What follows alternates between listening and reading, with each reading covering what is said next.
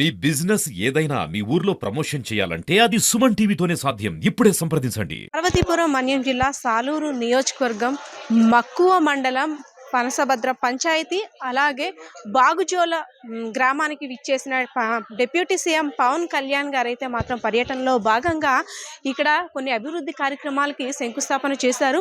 ముఖ్యంగా గిరిజన ప్రాంత వాసులు అడవి బిడ్డలు పడుతున్న కష్టాలను ఆయన స్వయంగా ఎన్నికల ముందు ఏదైతే ఇచ్చారో హామీని నెరవేర్చేందుకు కూటమి ప్రభుత్వం ఏర్పడిన తరువాత గిరిజనుల యొక్క సమస్యలను నా వంతుగా నేను తీర్చడానికి ముందుకు వెళ్తున్నాను అంటూ కూడా జనసేనాని అయితే ఈరోజు వచ్చారని చెప్పుకోవచ్చు.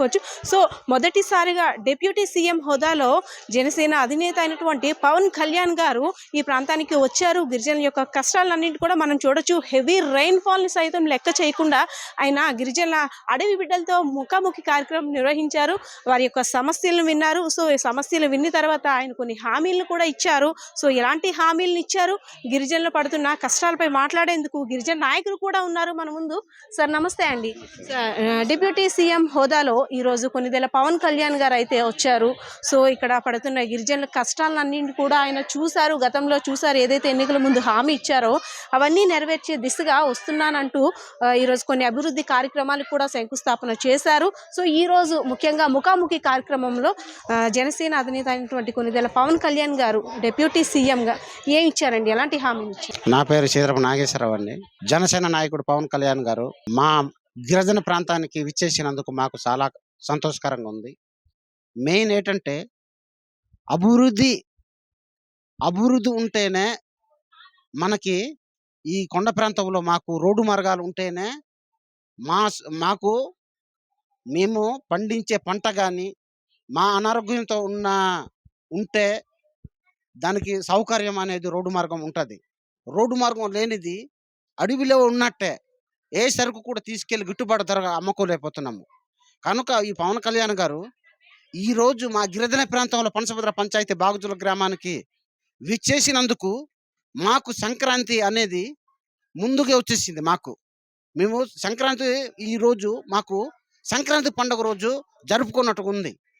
డిప్యూటీ సీఎం గారు డైరెక్ట్గా వచ్చి ఈ ప్రాంతంలో ఈ 10-15 ఇళ్ళలో ఉన్న ఈ గ్రామానికి విచ్చేసి ఇంత అభివృద్ధి కార్యక్రమం మా దగ్గరలో ఉండే మా సేదొక బాధల్ని, మా గిరిజనలో ఉన్న బాధల్ని అన్నీ దగ్గర నుండి ప్రవేశించి గిరిజన అంటే ఎలాగుంటారు, ఎటువంటి పాకల్లో ఉన్నారు, ఎటువంటి గూడెల్లో ఉన్నారు అని దగ్గర ఉండి సీఎం గారు మన పవన్ కళ్యాణ్ గారు దగ్గర ఉండి ఈ కార్యక్రమాన్ని చేసినందుకు మాకు ఎంతో అతనికి దగ్గర రుణపడి ఉంటాము. కానీ ఇంకొకటి మేడం గారు ఏంటంటే మనకి అభివృద్ధి రోడ్లతో పాటు మా ప్రాంతంలో విద్య అనేది చాలా వెనకబడి ఉంది. విద్యావంతులు ప్రతి గ్రామాల్లోనే ప్రతి ఇంట్లోనూ ఒక విద్యావంతులు ఉంటే మనకి విద్యతో ఈరోజు అభివృద్ధి ఎక్కువగా జరుగుతుంది. కనుక మనకి ఈ రోడ్డు మార్గాలు బాగా వేసినట్లయితే కంపల్సరిగా విద్యాభివృద్ధికి కూడా మనకి బాగా దోహదపడుతుంది. కనుక వైద్య అనేది ఈ రోజుల్లోన ప్రపంచ దేశాల్లో పోరాడుతున్న ఈ రోజుల్లోన విద్య అనేది చాలా ప్రాధాన్యత ఉంది. మాకు కూడా మా పనసభద్ర పంచాయతీలో ఒక పిహెచ్సి, ఒక రోడ్డు మార్గంలో వెళ్ళాలంటే చాలా కష్టంగా ఉంది. అడారి గడ్డ ఉంది, దానిపై బ్రిడ్జి ఒకటి, పిహెచ్సి ఒకటి నిర్మించినట్లయితే మాకు మంచి మోడల్ స్కూల్ లాంటిది మా పంచాయతీకి ఈ ప్రత్యేకంగా మా గిరిజనులకు ఏర్పాటు చేసినట్లయితే మాకు ఇంకా ఈ పవన్ కళ్యాణ్కి రుణపడి ఉంటామని కోరుకుంటూ అవకాశం ఇచ్చిన మీ అందరికీ నమస్కారం. మీరంతా కూడా యూత్ ఎన్నో సంవత్సరాలుగా ఎన్నో ఏళ్ళుగా పడుతున్న కష్టాలను కూడా చూస్తున్నారు. అనేక మంది విద్యకు కూడా దూరం అవుతున్నారు. బికాస్ ఆఫ్ రోడ్స్ ట్రాన్స్పోర్టేషన్ సరిగ్గా లేక వస్తున్న దారిలో కూడా చూసాం, వాగులు వంకలు పొర్లుతున్నాయి అంటున్నారు కదా. సో కాస్త వర్షం ఎక్కువైనా సరే వాగంతా ఉధృతంగా ప్రవహిస్తుంది. ఇటు వాళ్ళు అటు వెళ్ళలేని పరిస్థితి, అటు వాళ్ళు ఇటు రాలేని. సో అవన్నీ పరిస్థితులు అంటే బికాస్ ఈ పరిస్థితుల్ని చూసిన తర్వాత డిప్యూటీ సీఎం మీకు ఇచ్చిన హామీ ఏ విధంగా ఉంది? డిప్యూటీ సీఎం ఇచ్చిన హామీ అయితే చాలా బాగుందండి. ఇప్పటివరకు ఏ సీఎం కానీ ఎమ్మెల్యే కానీ ఇంత సాహసం చేయలేదు. ఈ ఏజెన్సీ ప్రాంతాల్లో వచ్చి ఈ లక్షలేట్ల ఏరియాలోకి వచ్చి ఎవరు కూడా ఇంత ధైర్యంగా వచ్చి తిరగలేదు. డిప్యూటీ సీఎం పవన్ కళ్యాణ్ గారు వచ్చి తిరిగారు ఇక్కడ. అదంతా బాగానే ఉందండి. మేము కొన్ని సంవత్సరాల నుంచి చాలా ఒక దాంట్లో ఇబ్బంది పడుతున్నాం. మాది ఏజెన్సీ ప్రాంతం అని చాలా మందికి తెలుసు. బట్ మాకు ఏజెన్సీ అనేది సర్టిఫికేట్ రూపంలో కానీ దేంట్లో రూపంలో కానీ ఇవ్వట్లేదు. అది ఏజెన్సీ అనేది మద్రాస్ చట్టంలో ఉన్నప్పుడు దాన్ని అమలు చేశారు, కానీ అది ఇంకా ఆన్లైన్లో చేయలేదు. చాలామంది ప్రజలు యువకులు చాలామంది ఎంబీఏలు, బీఈడీలు గిరిజనులు చాలా కష్టపడి కొండపై నుంచి కిందకి దిగి చాలా మంది చదువుకొని కష్టపడి ఉన్నారు. బట్ వాళ్ళకి ఏదైనా కాంపిటేటివ్ ఎగ్జామ్‌లో వెళ్దామంటే మేము ప్లెయిన్ ఏరియాలతో పోటీ పడలేం. మాకంత చదువుకున్నాం గాని మాకంత వాళ్ళకి మాకు చాలా తేడా ఉంటది. సరే చిన్నది మార్కులొచ్చి బాగా అక్కడికెళ్ళాము అంటే ఏజెన్సీ సర్టిఫికేట్ అడుగుతున్నారు. ఆ సర్టిఫికేట్ మాకు ఎంఆర్‌ఓ ఆఫీస్‌కెళ్ళినా, కలెక్టర్ ఆఫీస్‌కెళ్ళినా మాకు వాళ్ళు ఇవ్వడం లేదు. దానివల్ల చాలా ఇబ్బంది పడుతున్నాం మాకు. డిప్యూటీ పవన్ కళ్యాణ్ గారు దీనికి కూడా దృష్టికి తీసుకొని ఎళ్లి మాకు స్పందించి మంచి అవకాశం కల్పిస్తారని కోరుకుంటున్నాం. సో కూటమి నేత అయినటువంటి డిప్యూటీ సీఎం పవన్ కళ్యాణ్ గారి ముందు వీరందరూ కూడా అభ్యర్థనలు విన్నవించుకున్నారు. మాకు సరైన సర్టిఫికేట్స్ లేవు, మాకు సరైన సదుపాయాలు లేకు, ఏజెన్సీ ప్రాంతంలో ఉంటున్న మాకు సరైన వసతులు కూడా లేకపోవడం వల్ల చాలా వాటికి విద్యకి వైద్యానికి దూరం అవుతున్నాము. సో ఇవన్నీ కూడా మాకు ప్రాబ్లం సొల్యూషన్ కల్పించినట్టయితే మరింత ముందుకు వెళ్తాం మేము కూడా. సో మరి ముఖ్యంగా మనం చూసుకోవచ్చు, ఈ ప్రాంతం అంతా కూడా గిరిజన గ్రామం. మహా అయితే ఒక 10-15 ఇళ్ళు ఉంటాయేమో మనం ఇప్పుడు ఉంటున్న ప్రాంతంలో. ఏదైతే డిప్యూటీ సీఎం పవన్ కళ్యాణ్ గారు పర్యటనకి వచ్చారో ఆ ప్రాంతం అంతా కూడా మాక్సిమం ఒక 5 నుండి ఒక 8 ఇల్లులు మాత్రం ఉంటాయి. ఇంకా హిల్ టాప్ ఏరియాలో కూడా ఉన్నాయి. సో ముఖ్యంగా ప్రధాన సమస్య డోలీల మూత. గర్భిణీ స్త్రీలకు సంబంధించి డోలీల మూత, ప్రసవ వేదన పంటి బిగున పట్టుకొని మహిళలు ప్రసవించి అంటే దారి మధ్యలోనే డోలీల్లోనే ప్రసవించిన చాలా సంఘటనలు చూసాం. అదే కాక హెల్త్ ఇష్యూస్ కారణంగా సరైన రహదారి సదుపాయాలు లేక మధ్యలోనే మృత్యువాత పడిన సంఘటనలు కూడా చూసాం. ఇవన్నీ చూసిన జనసేన అధినేత అనేటువంటి కొనిదెల పవన్ కళ్యాణ్ గారు ముందు గతంలో జరిగిన అనుభవాలన్నిటి కూడా ఒక సొల్యూషన్ నేను చూడాలి, వీళ్ళకి నేను ఒక హామీని ఇస్తాను, ఒక ధైర్యాన్ని ఇస్తానంటూ డోలీ మోత లేని ఆంధ్రప్రదేశ్గా చూడాలని సంకల్పంతో ఈ రోజైతే ఇక్కడికి వచ్చారు. సో ముఖ్యంగా మహిళలతో మనం మాట్లాడదాం. ఎందుకంటే ఇక్కడ పడుతున్న కష్టాల్లో అంటే పురుషుల యువత అంతా ఒకెత్తి అయితే మెయిన్ మహిళలు, వారికి తెలుసు హెల్త్ పరంగా పిల్లలకి బాగోపోయినా వాళ్ళకి హెల్త్ పరంగా ఎటువంటి సమస్య వచ్చినా సరే ఎలాంటి ఇబ్బందులు ఎదుర్కొంటున్నారు. అమ్మ చెప్పండి, గతంలో అంటే ఎప్పటి నుండో కూడా మీ అడవి బిడ్డల సమస్యలు బాధలు వర్ణానితీతం. డోలీ మోతలు కావచ్చు, లేదంటే ఏదైనా హెల్త్ ప్రాబ్లం అయితే ఒక అంబులెన్స్ కూడా రాలేని పరిస్థితి చూస్తున్నాం. నా కాల్ పెట్టడానికి కూడా ఒక చినుకు పడిందంటే చిత్తడి వాతావరణంగా ఉంది. సో ఈరోజు డిప్యూటీ సీఎం వచ్చిన తర్వాత మీకు ఎలాంటి హామీని ఇచ్చారు? మాకైతే రోడ్ చేస్తామని అన్నారు మేడం. అయితే శంకుస్థాపన ఈరోజు చేశారు మేడం. ఖచ్చితంగా చేస్తారు, అవుతుందని మేము ఇకపై నుంచి మాకు అలాంటి కష్టాలు, అలాంటి చావు వార్తలు లాంటివి వినవని మేమైతే కోరుకుంటున్నాం మేడం.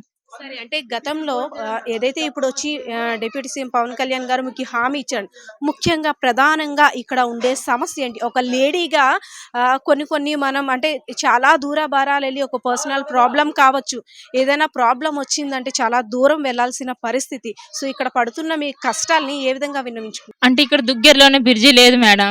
ఒకవేళ అటు వెళ్ళామనుకో ఇటు రాలేము మేడం. చాలా పెద్ద ఏరు వస్తుంది. ఆ ఏరుకు బలైన వాళ్ళు కూడా చాలా మంది ఉన్నారు మేడం. ఒకవేళ అటు వెళ్తే ఇటు రాలేము, ఇటు ఉంటే అటు వెళ్ళలేము మేడం. అంత దారుణంగా ఉంటుంది మేడం. అందుకుతో రోడ్డు లేకపోవడం వల్ల డోలీల మోతతో తీసుకుని మధ్య దారిలోన మరి పురిటి నొప్పులు పడి ఆ లేడీ ఎంత ఇబ్బంది పడి, మనము ఒక ఆడపిల్లలమే కాబట్టి మనకి ఆ బాధ తెలుస్తుంది మేడం. అంత కష్టపడి మరి ఇన్ని సంవత్సరాలు ఇలా కొనసాగిపోయింది మేడం. సో అంటే గతంలో అధికారులు కావచ్చు, ప్రజాప్రతినిధులు కావచ్చు, ఎవరైనా మీ ఏరియాకు వచ్చి ఇలా మీ సమస్యలపై దృష్టి సారించి మీకు ఒక సొల్యూషన్ చూపించారా గతంలో ఎప్పుడైనా?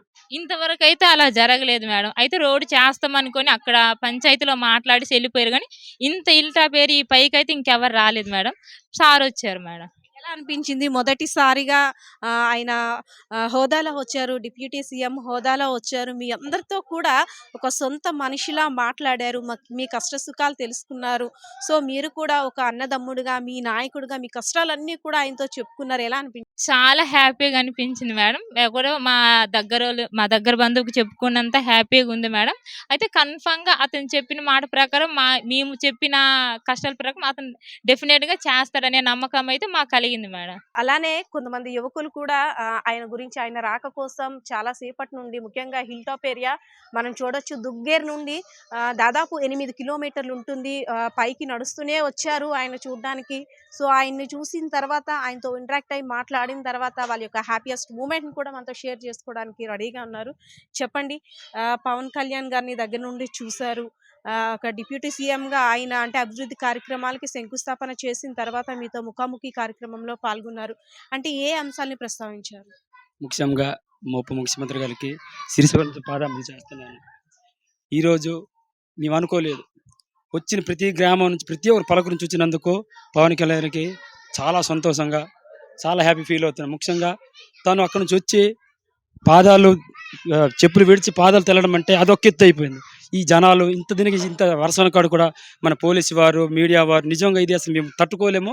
చరిత్రలో ఇది ఫస్ట్ ఇదివరకు ప్రభుత్వము వాటి గురించి మనం చెప్పుకోకూడదు, కానీ ఈ ప్రభుత్వం ఇదివరకు చేస్తున్న పనులకున్న చాలా సంతోషంగా ఉంది మేడం. ఇది ఎన్ని జనములు ఎత్తినా చెప్పలేము. 9 కిలోమీటర్ల దూరం. వాటి కోసం ప్రత్యేకించి అసలు ఇది 3 రోజులతో క్లియర్ చేశారు. వస్తున్నారట, అసలు మేము నమ్మలేదు. ఎందుకంటే పవన్ కళ్యాణ్ ఉప ముఖ్యమంత్రికి రావడం అంటే అది ఊహించుకోలేదు. కానీ వెంటనే మన మేడం గారు, మన గిరిజన శాఖ మంత్రి గారు నిజంగా దగ్గరుండి ఇవన్నీ పని చేయించి మన మండల స్థాయిలో ఉన్న మన వేణన్య దగ్గరుండి అన్ని చేశారంటే నిజంగా అందులో వచ్చి ప్రతి మహిళలు పలకరించి మెయిన్ మహిళలు అంటేనే ప్రాణం. చెప్తున్నా, మన వైఎస్ వలసలో ఉన్న సెంటర్లో 2 చోట్ల ఆపారు. వాళ్ళని చూసి చాలా హ్యాపీ. వాళ్ళైతే ఎంత గెంతులు వేశారంటే అది తట్టుకోలేకపోయినారు. ఇలాగా మాకు పవన్ కళ్యాణ్ జీవితాంతం రుణపడి ఉంటాం సంతోషంగా హ్యాపీగా. ఇక నుంచి మాకు మరి ఈ గిరిజన ఈ గ్రామం రావడం నమ్మలేదు మేడం. నిజంగా అది ఎంత సంతోషంగా ఉందంటే ఇదే జన్మ ఇది మాకు చాలు. పవన్ కళ్యాణ్ గురించి sir thank you sir. So మనం చూడొచ్చు, ఈ ప్రాంతం అంతా కూడా కొంతమేర వర్షం పడిందంటే చాలు బురదగా ఉంది.